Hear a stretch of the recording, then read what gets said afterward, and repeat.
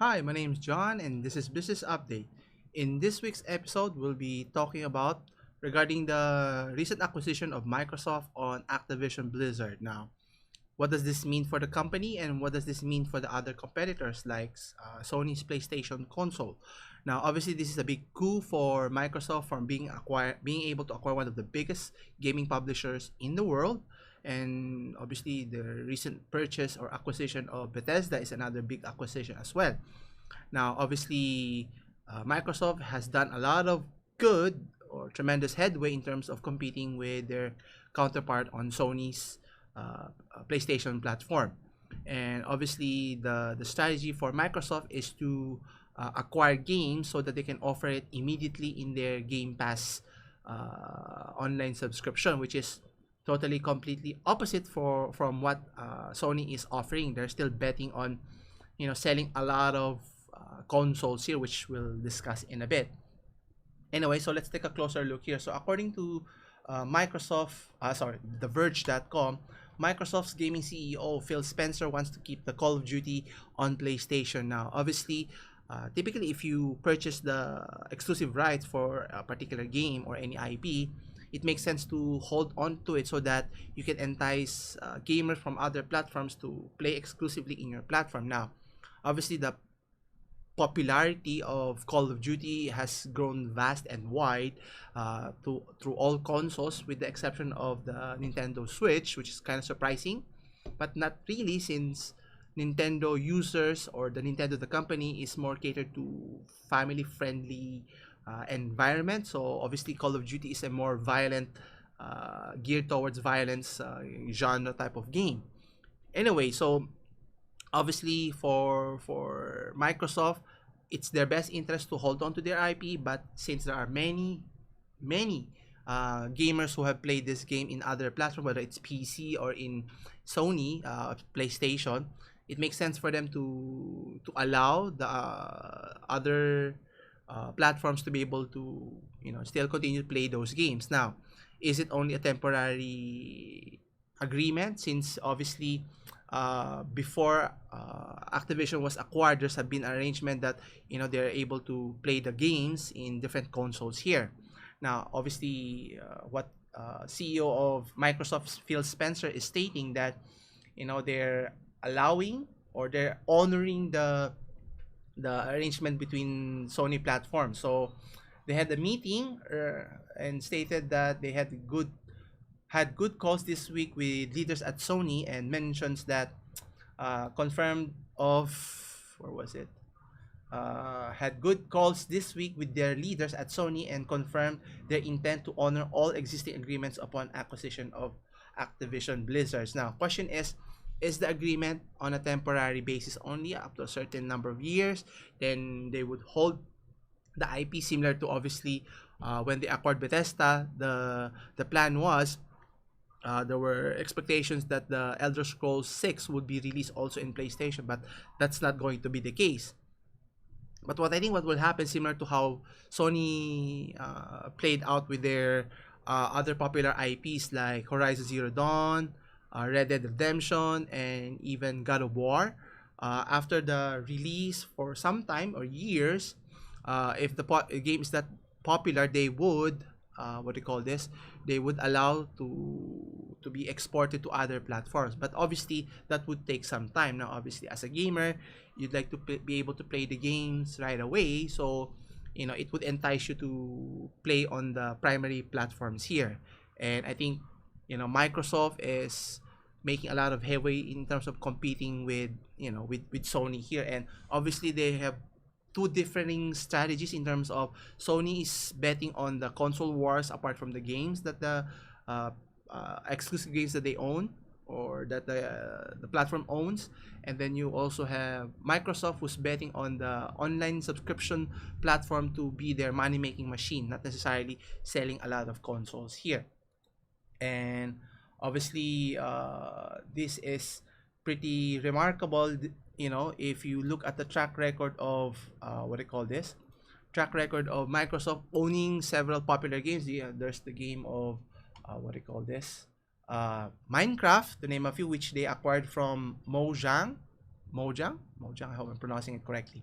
Anyway, and being able to play it in other platforms if that game is that very popular. And I think it makes sense for businesses if a game is that popular to be able to allow it to be played in any other platform. At the end of the day, for every user that purchases the game should be able to benefit from, enjoy the game, and for the company to reap the rewards of the revenue that they generate here.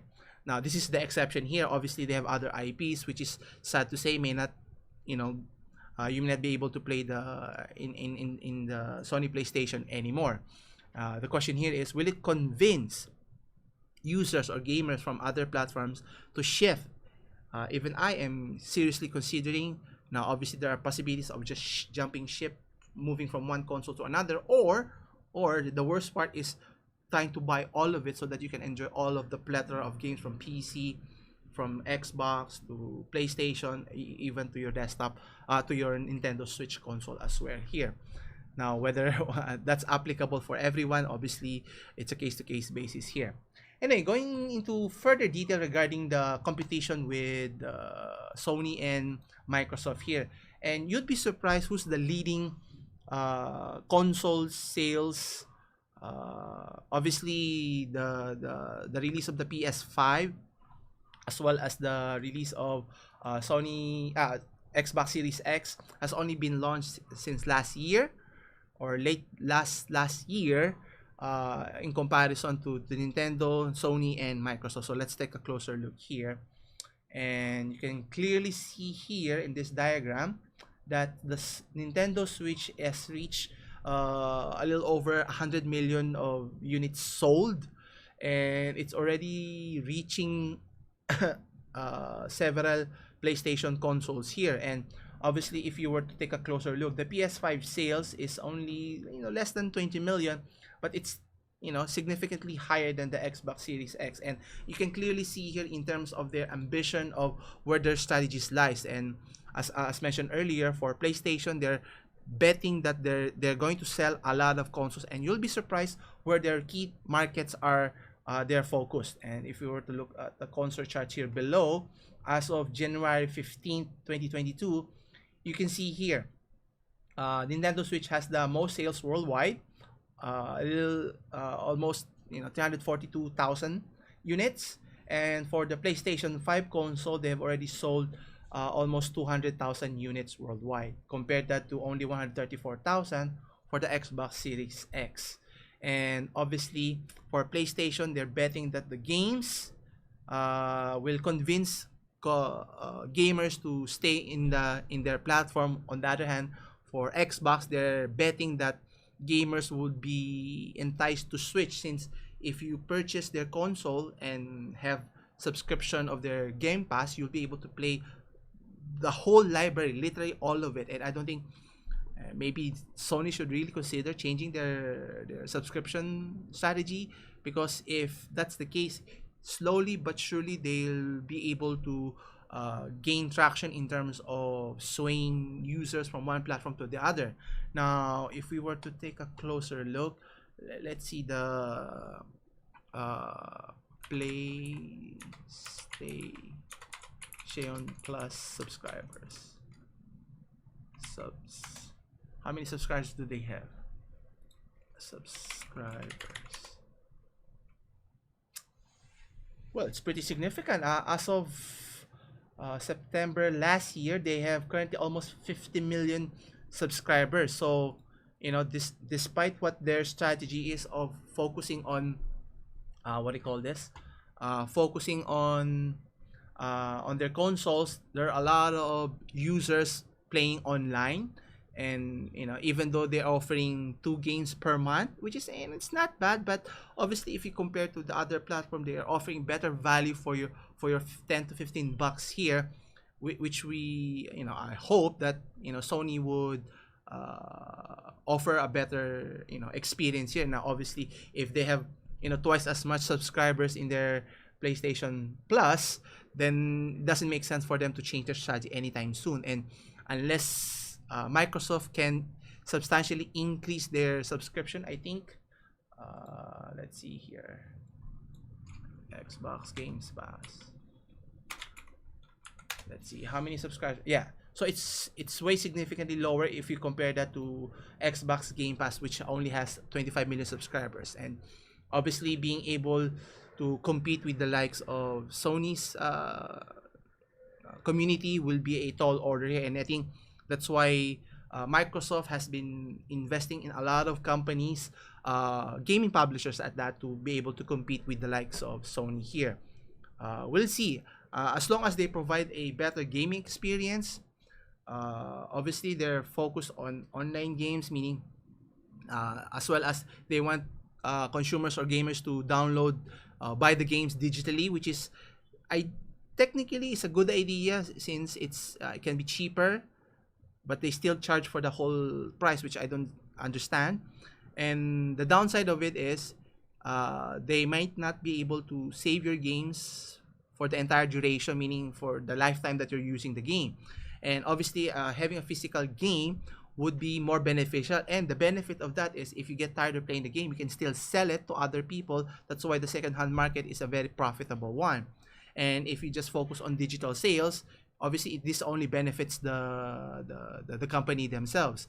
And if it's not any cheaper, I mean, they sell you retail price for a digital game, and there's no distinction from the physical game, then I might as well buy the physical game. And the downside of owning a digital game is obviously it eats up a lot of space in your hard drive, and sad to say, there are limitations as to the capacity. Even if they offer you 1 terabyte of storage, whether it's SSD or not, it's not enough, because the file sizes of every game has been growing significantly. And come to think of it, I think Cyberpunk 2077, I forgot how many gigs their total file is. It 50 or even more? I think same to Red Dead Redemption. So you could just imagine how many games you can only install, and you have to delete it so you can install newer games. And unless Sony finds a way, or even Xbox, Microsoft find a way to solve that dilemma, and they keep on charging for exorbitant prices, now hoping, like similar to how PC works, you could just plug in an external drive that it can boot up as fast as an internal storage as well here. But only time can tell here. But it's good what do you call this? It's good what Sony Xbox is doing here in terms of making a game out of, with Sony. Obviously, should Sony be concerned? I think they should be, and they shouldn't be complacent in terms of having the #1 spot in the gaming industry. But in the long run, providing better games, it's always about the games at the end of the day, I think. And no matter what platform, if it's a tremendous game, people would play the game, and whether it's Xbox or PlayStation or even PC or even the Nintendo Switch here. Anyway, we'll keep you updated with regards to the ongoings with Sony stiff with Microsoft here. Anyway, if you have any questions regarding today's topic, feel free to leave your questions down below, and I'll get back to you. All the links on today's topic is in the description below as well. So, as always, see you next week, same time, same channel, every Wednesdays. Take care.